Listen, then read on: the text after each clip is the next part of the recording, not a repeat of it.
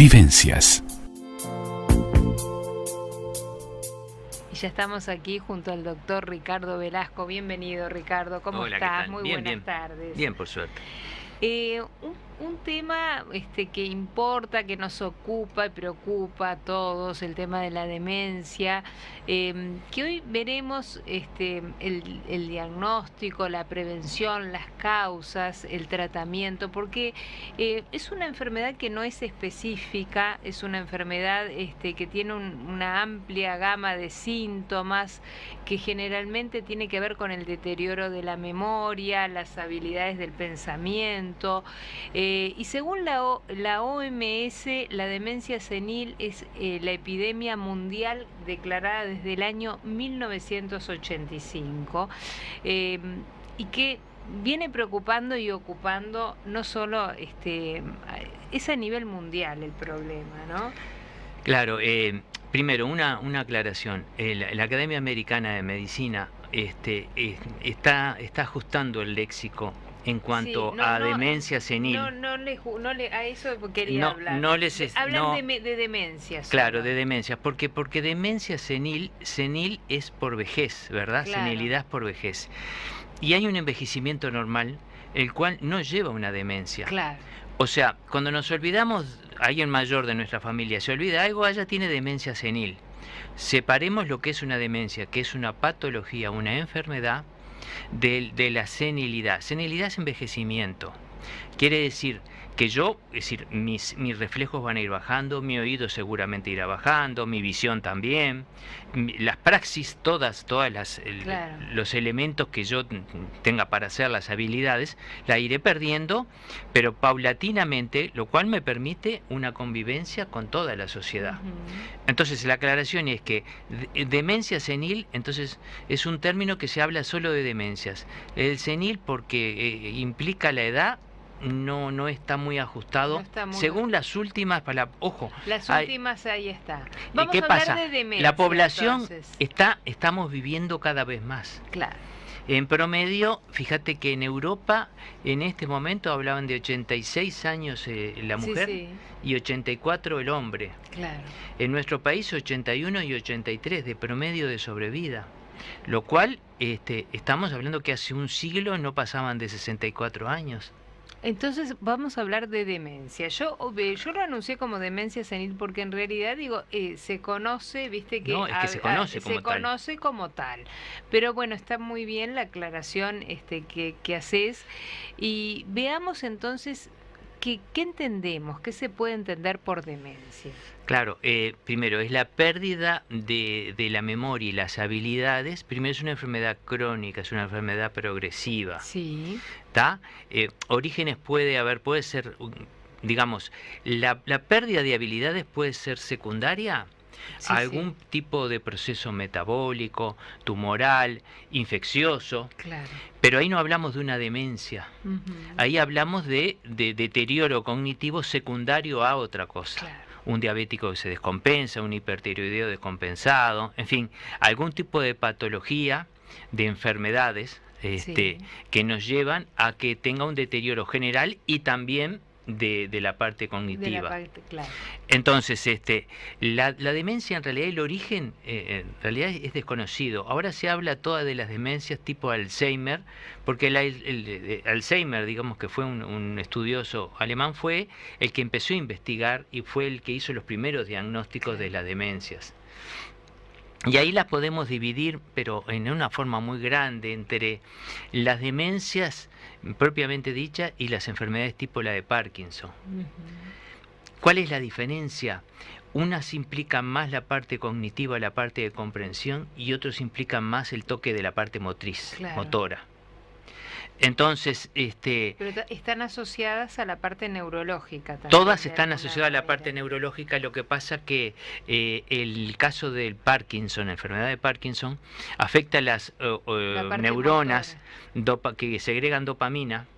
Entonces, a la falta de dopamina hace que tengamos el temblor, la rigidez, en fin, la torpeza de movimientos. Claro, el paciente que tiene Parkinson, de las funciones, digamos, digamos, cerebrales las tiene perfectas. En un principio las tiene perfectas. Después hay un final común que sí, pero en principio está más tocado la parte motriz, o sea, la parte de motricidad, que la parte de cognitiva, claro, que la parte de comprensión. Sí, perfecto. Entonces, acá una primera separación. Después están las otras, son lo que se llaman las demencias vasculares, que en realidad son, ya te digo, secundarias a un proceso vascular. Nosotros tenemos la edad que tienen nuestras arterias.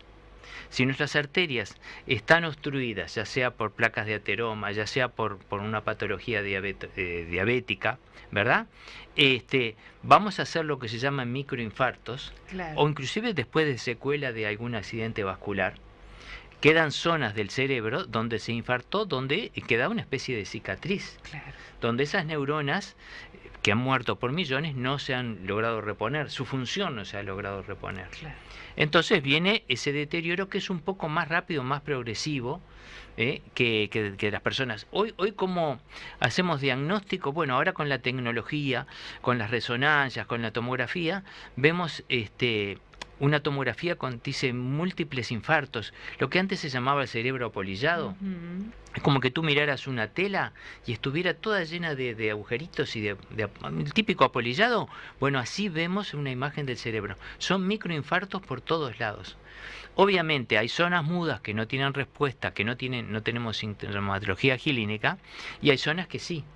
Entonces, cuando nos empieza a afectar las zonas que sí tenemos respuesta, empezamos a tener el deterioro, empezamos a ser conscientes del deterioro. Claro. Y es una enfermedad amplia, ¿no? Por lo que venís explicando, pero también es una enfermedad que es difícil y de ahí también que hoy nos convoque este tema de tratar no solo para la persona que la padece, sino también para las personas que la rodean, porque sin duda, convengamos que no es sencillo una persona que empieza a tener deterioro cognitivo o los síntomas que tú venías explicando, convivir con una persona con estos síntomas y estar todos, digamos, en una línea armónica cuando convivís las 24 horas con un paciente con estas características, ¿no? Claro. Se hace bastante difícil. La evolución tiene varios factores, ¿verdad? Lo que sí sabemos que cuando está en el ambiente familiar y en el apoyo familiar, o sea, el tener el apoyo, el tener que el paciente se sienta estimulado, va de alguna manera, ayuda a retrasar el deterioro de esta persona. Mira qué interesante. Es decir, el comienzo de la enfermedad, se supone que antes de consultar, de hacer un diagnóstico, pasaron en promedio entre 5 y 10 años. Cuando hacemos un diagnóstico retrospectivo, empieza la gente, las familias, y uno mismo, pero sobre todo la familia, mira, ¿te acordás que decía que se perdía las llaves? ¿Te acordás? Ojo, ¿y cuáles son los primeros síntomas de alerta? Exacto, los primeros síntomas, entonces? Nos empezamos a olvidar de las cosas más comunes, de los nombres, a veces de las fechas. Pero de las fechas que importan. No me asustes porque ya entonces de acá voy para la sociedad. Viste, pero ahí está. Todos empezamos, todos tenemos algo. No, ahí hay... Ricardo, mira que vamos a ir en masa. Te pasa, te olvidas de la fecha. Después del programa salimos todos. Pero te olvidas de una fecha, pero seguramente después, más tarde... Y a veces te pasa que te olvidas, querés decir un nombre y no te acordás, es muy común Claro, eso. claro. Después te acordás, pero cuando menos presión le pones a la mente. ¿Qué pasa? Esto es crónico y es progresivo. Esa es la diferencia. Todos hemos tenido, hasta por falta de atención, ¿dónde puse la llave o dónde dejé el celular? ¿Para qué tengo que hacer una llamada para ver dónde puse el celular? Pero en realidad es porque nuestro cerebro, si lo cargamos de mucha información, la información que no le da valor, la va descartando. Entonces, podemos tener muy buena memoria, pero, por ejemplo, tú de repente te pasaría, como nos pasaba a muchos, de que no usábamos agenda. Los teléfonos te los acordabas de memoria. 50, 60 teléfonos de memoria. Hoy por hoy ya ni me tomo el trabajo. Capaz que no me los acordaría. Pero hoy por hoy, teniendo una agenda, la consulto. Claro, es verdad. Y me acuerdo de los 2, 3 números que más o menos tenés ahí. Sí. Pero en realidad tampoco, no es que gastes neuronas, no utilizas el trabajo de tus neuronas en eso. Eso es un poco lo que nos va pasando en cuanto a en este caso son perder la falta de agilidad. atención, Ujú. es una cosa, la pérdida de la memoria, primero la memoria reciente. Ajá. Primero la pérdida en las demencias es la memoria reciente. Esto puede tener tantas variables como pacientes hay. Claro, claro. Yo hablo en general, En ¿verdad? general, sí, a Es grandes decir, rasgos. le preguntaste qué comió hoy y de repente te puede hablar y sí. Después se empieza a confundir con los días. Ujú. Después se empieza a desorientar.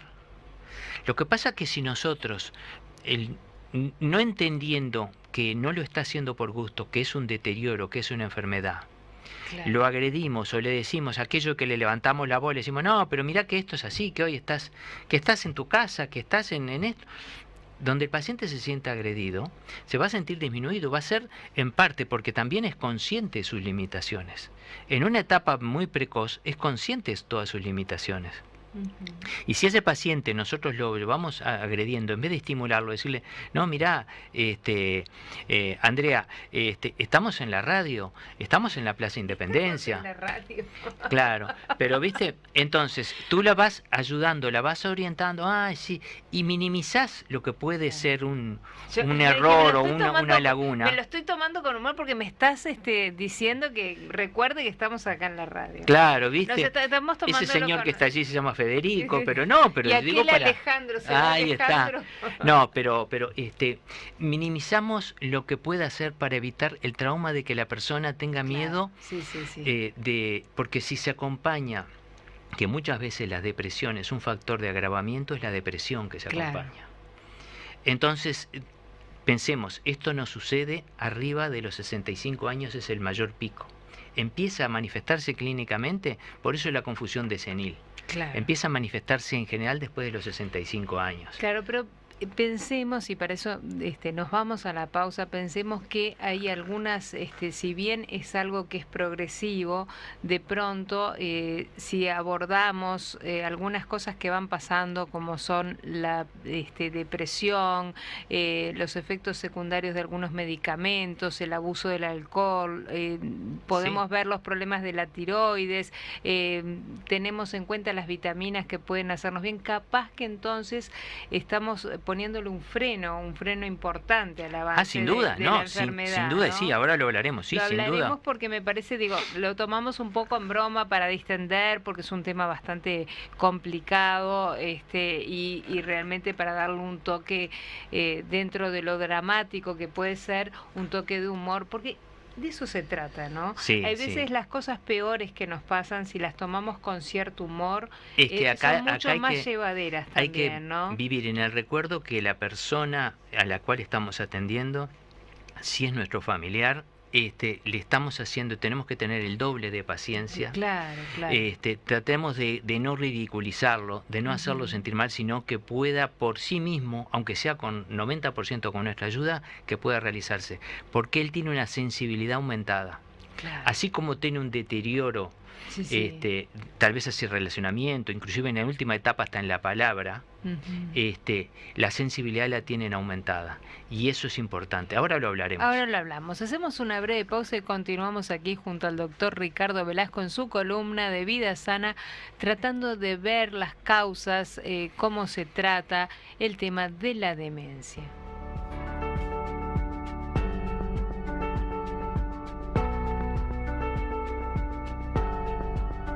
Vida Sana, la columna del doctor Ricardo Velasco en Vivencias.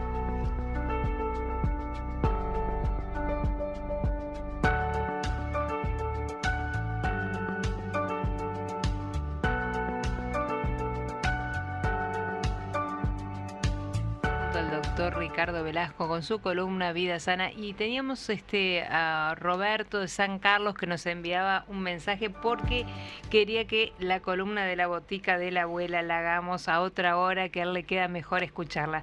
Vamos a intentar repetirla, Roberto, si no pudiste escuchar la botica, por lo menos darte un pantallazo de lo que tratamos hoy. Pero ahora vamos a seguir con Ricardo con el tema de la demencia, que hoy estábamos viendo de alguna manera que es muy importante, y nos fuimos a la pausa con eso, diagnosticarlo lo antes posible, ¿no? Que un poco era lo que decías en el bloque anterior, que cuando generalmente ya se determina médicamente, ya pasaron muchos años, Sí, ¿no? entre 5 a 10 años. De 5 a 10 años.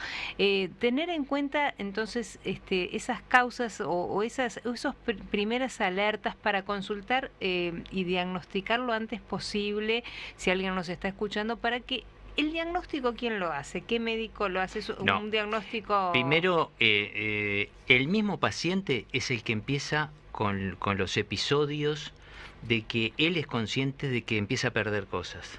Claro. Empieza a perder cosas, empieza a olvidarse de nombres, empieza a olvidarse de fechas, empieza en algún episodio se desorienta, pero como que va y viene. Obviamente esos episodios van creciendo, la persona se empieza a angustiar y es donde en general consulta a su médico. A su médico. Si eso en realidad pasa desapercibido, o bien ahí donde nosotros podemos llegar a entrar y ayudar con un tratamiento inadecuado, digo una iatrogenia, o sea, una enfermedad que ayudamos a causar los médicos. ¿Por qué? Porque muchas veces el paciente está ansioso y le damos un ansiolítico. Unas benzodiazepinas, ¿verdad? Y las benzodiazepinas, hoy por hoy hay bastantes firmeza en estudios que se están completando que ayudan al deterioro neuronal. A ver, ¿qué son las benzodiazepinas? A ver, el tipo diazepam, el Lexotan, el Lexotan, el diazepam, ese tipo de cosas. El consumo de ese tipo de sustancias en forma crónica y prolongada, hay señales en principio de que provoca una muerte neuronal importante, un deterioro neuronal, que por supuesto que no es único, ayuda en un deterioro que ya estaríamos por otra causa, por distintas causas. Es como un disparador, digamos. Es una ayuda más, o sea, nos ayuda en parte de la ansiedad, pero nos ayuda en la destrucción neuronal, aumenta la destrucción neuronal. Entonces, hay que tener mucho cuidado. En principio el diagnóstico, ya le digo, lo orienta el médico general, el médico de cabecera, y sin duda alguna lo hace el neurólogo. El neurólogo, cuando empieza a caer en la retrospectiva, empieza en el interrogatorio, porque aparte de la cronología de los olvidos, me olvido de lo reciente, me olvido de lo que hice recién, me olvido de lo que fui ahora, me desoriento ahora.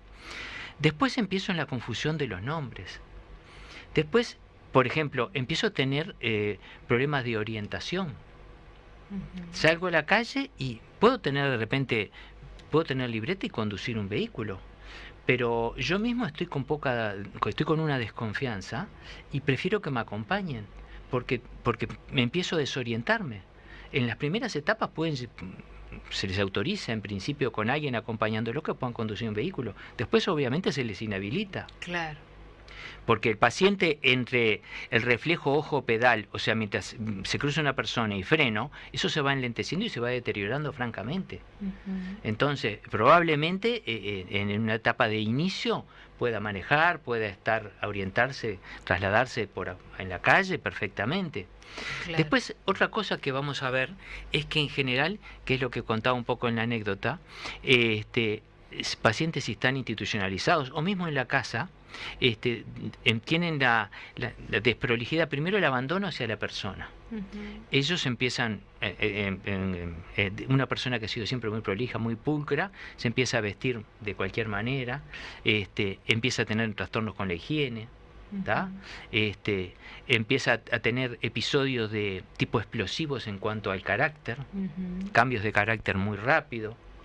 Y la otra cosa, como tienen esa pérdida de la memoria reciente, de repente dejaron un dinero, unas llaves o algún objeto que ellos consideran de cierto valor, ellos mismos lo cambiaron de lugar, porque son desordenados además también, y entonces acusan a las personas que tienen al lado como que les está faltando, como que siempre les está faltando dinero, les está faltando algo. Obviamente, a uno lo pone en duda porque el paciente en el resto razona correctamente. Bien, claro. Entonces uno pone en duda en el caso de empleados, en el caso de si está institucionalizado, no le estarán robando, no le estarán maltratando, no le habrán dado de comer. Claro. Y después tú localizás el objeto ese en otro lugar, que ellos mismos lo trasladaron, Y seguramente tiene hasta la explicación de que seguramente se los quiso robar, porque en realidad se hacen muy simpáticos conmigo. Es muy difícil el tratamiento, lleva muchísima paciencia. Hay que estar informado de esto, saber que hay que, por repetición, las cosas por repetición, apoyarlos y ayudarlos a hacer determinadas tareas. Cuidado con los cambios de carácter. Pensá que la persona puede tener una parte de lo que se llaman los episodios de frontalismo, que es el deterioro que una persona, de ser muy delicada, puede llegar a ser, de decir cualquier cosa, llegar a ponerse hasta grosera, pueden tener hasta una hipersexualidad, pero todo como parte de su deterioro. De su deterioro. Es decir, no es que lo está haciendo por... Esto puede empezar con episodios de incontinencia, ¿está? O sea, el sistema, digamos, de continencia está perfecto, es que no lo dominan de repente. Claro. Ya estamos como avanzando en la enfermedad, pero me gustaría ver cómo acompañar la enfermedad de alguna manera para colaborar que no siga avanzando a grandes rasgos. Claro. Y capaz que podríamos detenernos, ya que, como bien tú decías, el tema de está relacionado con nuestro cerebro, y también los daños, como bien tú decías, de los vasos sanguíneos, tiene que ver también con ese deterioro del cerebro. Entonces, quizás es importante también estrategias para proteger de alguna manera al corazón, y de alguna manera vamos a proteger a nuestro cerebro, no fumando, controlando la presión, Claro, el colesterol, el azúcar en sangre, por supuesto, manteniendo el peso. Digo, los todo controles eso, metabólicos son importantes, están metabólicamente el ejercicio, compensados, ¿no? la presión controlada. Una presión normal es importante, un colesterol que esté... Ojo con la medicación, porque la medicación de colesterol puede llegar a ser agresiva sobre el hígado y eso actuar sobre el sistema nervioso. Entonces el colesterol, más que nada, con ejercicio y con una dieta adecuada, comiendo adecuadamente, haciendo un ejercicio moderado pero continuo.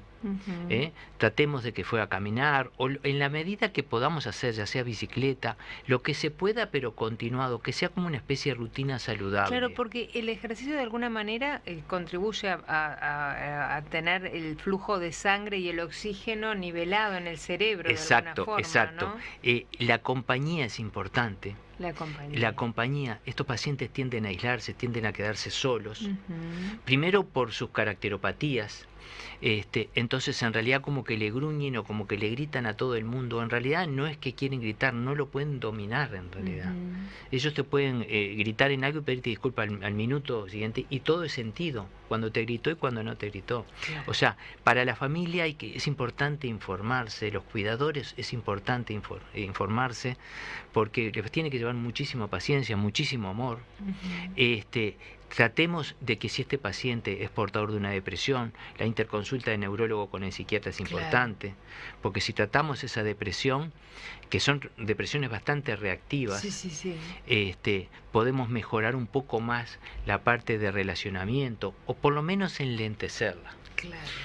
El otra cosa, tratemos de que en las etapas precoces, la idea de lo social está asociado. Antes era en el fumar y en el consumo del alcohol. Cualquiera de los dos son elementos tóxicos. Claro. Hoy por hoy hablamos de drogas también. Es decir, ya se sabe que las drogas, por ejemplo, el caso de la cocaína, la pasta base, en fin, y hasta la marihuana, provocan un deterioro neuronal, o son la chispa disparadora de un deterioro mayor. Ojo con el consumo de ese tipo de cosas, porque tratemos de no consumir, tratemos de tener un organismo más sano, que eso nos va a enlentecer la evolución de todo este tipo de procesos. La psicoterapia, sobre todo el apoyo de la familia, a la familia más que nada, claro que al paciente, pero a la familia para la contención. Porque se enferma, decíamos, no es fácil la familia. Se enferma una persona y la patología es de toda la familia. Es de toda, porque pensemos, ¿no?, que no es fácil para el que está sano y está conteniendo a esa persona enferma entender todo esto que estás explicando en la descripción de la enfermedad, que no es sencilla de asumir quizás para una persona que es médico o que es enfermero y que sabe tratar, pero para alguien que no tiene formación, quizás para tener pacientes conviviendo con demencia en la propia casa deberían formarlos, ayudarlos a ver cómo tratarlos, cómo reaccionar. Hay una fundación del Alzheimer, que familiares con Alzheimer, que tienen bastante claro y informan bastante muy bien, en el sentido de que orientan cómo debe cuidarlo, cuáles son las condiciones, evitar las lesiones, evitar las caídas. Porque Claro. todo, para deteriorarnos no falta mucha cosa. O sea, tratemos de agarrar las infecciones cuando comienzan. Claro. Esto es como una escalera. Cada vez que bajamos 3 escalones podremos subir uno, pero no vamos a subir los 3. Claro. Quiere decir que, por ejemplo, en el caso de cualquier persona añosa, una infección urinaria, una infección respiratoria, el deterioro que puede quedar de ese sistema nervioso por la falta de oxígeno o por la infección misma, difícilmente, o sea, podremos recuperar en algo, Claro. pero probablemente ya esa persona nos quede con una incontinencia parcial. Claro. Si no es total, es parcial. Sí, lo importante es que no se vaya agravando. de Exacto, alguna entonces manera. la idea es tratar las infecciones cuando comienzan, eso lleva a un monitoreo muy continuo, tratar de que la persona esté, primero, que tome el aire, ventilar, que se higienice diariamente, ayudarlo a higienizarse, Ujú. porque al principio se podrán bañar solos, podrán hacer toda una vida, pero irlos apoyando de a poco, que no se sientan disminuidos, para decir que lo estamos apoyando, porque es más que nada eso, apoyándolo. Obviamente nosotros vamos a terminar sustituyendo, nosotros digo los cuidadores, Claro. sustituyendo lo que la propia persona no logra hacer. No logra hacer. Y en esto creo, si querés después de la pausa lo hablamos, que hoy por hoy ya estamos con este sistema nuevo de cuidados a los que muchas familias quizás puedan recurrir para como forma o alternativa de ayuda en estos casos importantes. Ese ¿no? sistema, el sistema de cuidados que cubre por lo menos 8 horas por día, es importantísimo. Ujú. Para aquel que tiene algún familiar con algún tipo de demencia o una discapacidad, que tiene que estar permanentemente 24 horas al lado de una persona, tener 8 horas, que haya otra persona, que tú puedas hacer una relación de vida social, que puedas salir a hacer un mandado, que puedas ir al baño, que puedas bañarte y que alguien está cuidándolo. Porque pensemos que si es un paciente que tiene trastornos motrices, tenemos que tener cuidado cuando estamos nosotros que no se nos vaya a caer. Claro. Si anda deambulando, es como un niño, ¿verdad? Sí. Porque corre esos peligros. Probablemente tengamos que cerrar la canilla de gas, tengamos que cerrar, en fin, todo lo que sean enchufes, todo lo que sea, Como las un aberturas, niño chiquito, como un claro. niño chico. Tener 8 horas, de alguna manera, aunque estemos allí, pero de libertad, que podamos salir a hacer un mandado, que podamos hablar con algún amigo, que podamos ir a un cine. Claro. Eso nos da calidad de vida y nos recarga las pilas para juntarnos con la paciencia, porque el amor sin duda alguna debe estar, Claro. lo tendremos, pero llega un momento que la gente se empieza a cansar, A desbordar, porque es un tipo de enfermedad. Las evoluciones tampoco podemos decir va a durar, es decir, hay enfermedades que son de alguna manera efectivamente son fulminantes y son de alguna manera más queridos. El paciente de una demencia, en general, hay una adversión de determinadas personas porque es el sufrimiento y el deterioro de aquella persona que fue a lo que está hoy Claro. y lo que se está convirtiendo. Ujú. Entonces, esto puede pasar un proceso, pueden pasar 5, puede pasar 10 años. Además, no hay una evolución. Capaz que la evolución el deterioro es muy lento en una etapa y después es cataclísmico. Claro, y también prever y tener en cuenta que esas personas que rodean al paciente enfermo, que quizás sean familiares o dentro del núcleo, pueden llegar a enfermarse cuidándolo, ¿no? No, es que por eso te hablé de la psicoterapia para el paciente y para el entorno familiar, Claro. porque el apoyo lo necesita más que nada el entorno familiar. entorno, El claro. paciente en esas etapas, cuando el deterioro es importante, le estamos dando alguna medicación para bajar un poco la ansiedad, algún neuroléptico para que el paciente sea más manejable, Ujú. pero en realidad le podremos dar algún oxigenador cerebral, pero en unas etapas que ya prácticamente medicarlo o no medicarlo, da lo mismo algún antidepresivo, que es lo que se continúa hasta Claro. última etapa, y todo lo que sea en dietas sanas y cosas, ejercicio, movilidad, evitando que haga escaras, que haga que se desnutra, que se alimente sano, Claro. que se hidrate. Ujú. Tú no sabes el trabajo que puede llegar a ser para una persona que tome líquido, Claro. ¿está? Porque por hábito no quieren tomar No líquido. quieren tomar líquido. Entonces solo hidratarlos es un Es triunfo. todo un triunfo. Bueno, mucha paciencia. Entonces, hacemos la última pausa y continuamos aquí con el doctor Ricardo Velasco y su columna de Vida Sana.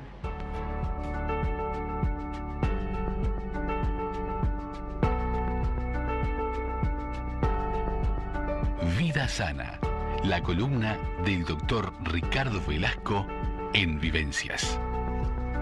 Estamos en el último minuto. Ricardo, te voy a dejar que cierres tú hoy el programa porque creo que amerita que cierres tú. No, bueno, tal vez al hablar de una de las demencias, tal vez hayamos manifestado todo lo negativo que puede ser, o sea, porque tenemos la obligación de Claro. hablar de toda la sintomatología. No todo está perdido, si bien hoy por hoy no tenemos cura, esto es una enfermedad crónica progresiva, pero se da en un organismo que si nosotros tenemos una vida sana, es decir, si nosotros hacemos ejercicio, si nosotros no consumimos alcohol, si nosotros no fumamos, si comemos adecuadamente, tenemos un peso adecuado, controlamos nuestra presión, metabólicamente estamos compensados, seguramente un porcentaje importante de la población tengamos un envejecimiento. Eso es inevitable, pero no significa que llevemos a una demencia senil. Ujú. O sea, una demencia. En cuanto a los que tienen una demencia, el tratamiento básico es tratar de consultar al médico lo más precozmente posible. Claro. Y a la familia, porque los tratamientos pueden ser distintos. Siempre la base es tratar de que conlleve una vida social normal, lo más normal posible, Ujú. inclusive socialmente. No aislemos al paciente y no permitamos que se nos aísle. Claro. Si bien se olvida de algún nombre o a veces se puede confundir alguna fecha, minimicémoslo. No tratemos de agredirlo al paciente. Ujú. El paciente, acuérdense, es una persona muy sensible, que él es consciente en sus primeras etapas también de su deterioro. Tratemos de apoyarlo. Yo sé que no es sencillo, pero hay que armarse de paciencia y apoyarlo. Seguramente la ciencia está estudiando, porque esto es un problema muy importante que Claro. está creciendo, como tú dijiste, la OMS lo está diciendo que es la epidemia de este siglo, porque además estamos viviendo más tiempo, entonces está Claro. apareciendo más gente. Seguramente van a aparecer algún tipo de tratamiento más adecuado, pero temas que nos está faltando el tiempo para eso. Claro. No perdamos la esperanza y solamente les resto decir que estoy a las órdenes para las consultas que quieran hacer. Con mucho gusto, Ricardo. Vivencias.